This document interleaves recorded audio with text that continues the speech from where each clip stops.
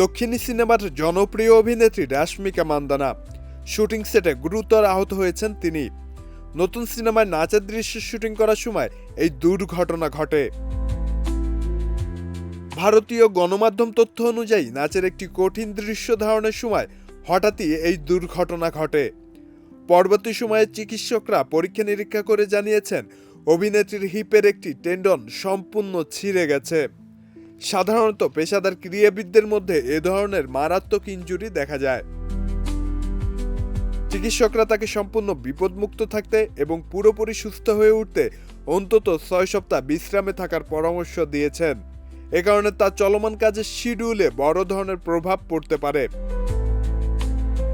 বর্তমানে রাশমিকা রানাবালি ও মাইশার মতো একাধিক বড় প্রজেক্টের কাজ নিয়ে ব্যস্ত রয়েছেন। 6 সপ্তাহের বিশ্রাম শেষ হলে পুনর্বাসন প্রক্রিয়ার মধ্য দিয়ে তিনি ধীরে ধীরে শুটিংয়ে ফিরবেন বলে জানা গেছে। শব্দ নীল, দেশ রূপান্তর।